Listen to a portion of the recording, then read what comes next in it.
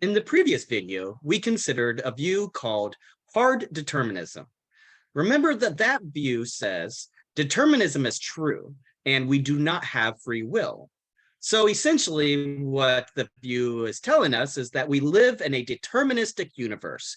Every single fact, the physical facts and the facts of the past are determined such that they entail all the future facts, which if that's true would tell us that we do not have the ability to do otherwise.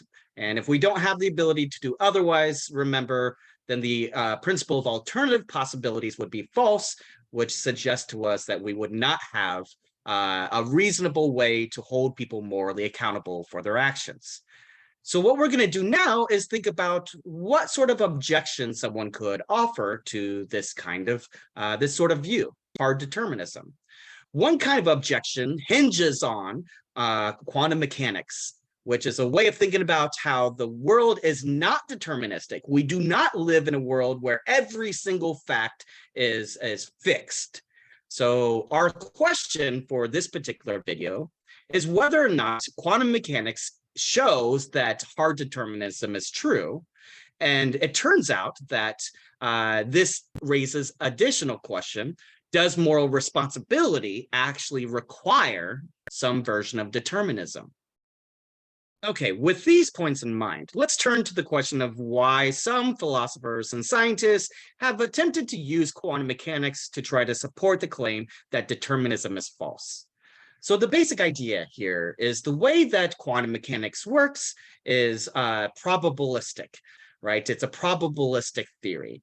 And I'm not any expert on quantum mechanics. In fact, I remember someone once saying, if you think you understand quantum mechanics, then you don't understand quantum mechanics. But the basic intuition is there's a lot of indeterminacy that's kind of built into the theory, such that it's a probabilistic rather than a deterministic theory. And since quantum mechanics operates at the very, very most fundamental level of reality, sort of the tiniest, smallest particles, that's what the quantum world is like, then we might think that that gives us enough sort of elbow room to allow for the kind of free will that we think might give us the ability to, hold people morally responsible for their actions. Now, I think that it's important to point out that there's some reasons to be skeptical about this appeal to quantum mechanics. So on the one hand, the fact that quantum mechanics is probabilistic rather than deterministic does not mean that it's not a highly successful theory. In fact, if we were to send some satellite to Mars using quantum mechanics, we would have a very, very high degree of predictability with regard to where that satellite would land. Now, compare that to, what would happen if we used classic mechanics to send a satellite to Mars. We would still have a pretty high degree of certainty, but would not be as high as it would be with regard to when we use quantum mechanics. So if we were to send two satellites to Mars, one using quantum mechanics, the other one using classic mechanics, we would have a higher degree of certainty of where the satellite would land using quantum mechanics than we would with regard to classic mechanics.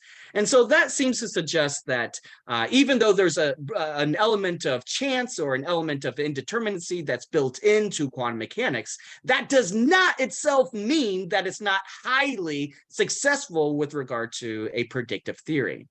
So you might think that that's some reason to be skeptical about whether we can really use quantum mechanics to generate the kind of free will that would give us the ability to hold people morally responsible.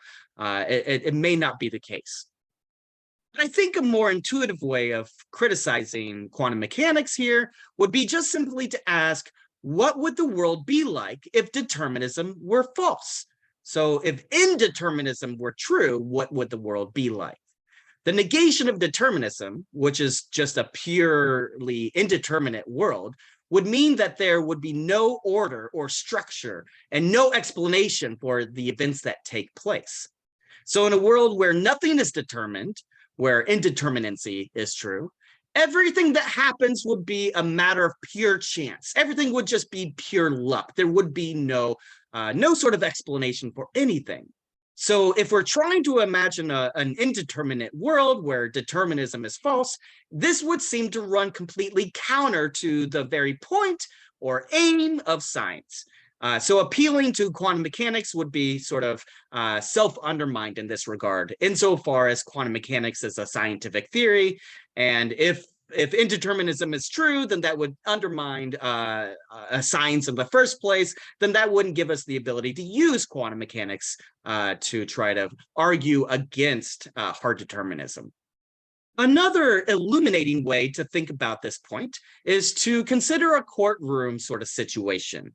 I want you to imagine that you are a member of a jury. Arguably, in this sort of case, you would not accept it if someone says to you, there's just no reason for why I committed the crime. It was just random chance. That seems like a really problematic sort of response if the defendant were to say something like that. It seems like the sort of thing that you would not accept. Instead, you would probably assume that there is some sort of reason or explanation for why the defendant committed the crime, even if you don't know what it is.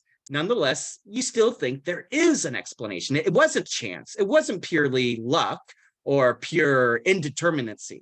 And if that's right, then it looks like in order to hold someone morally responsible in the first place, we must assume that their actions are in some sense deterministic, right? Their actions were determined by something.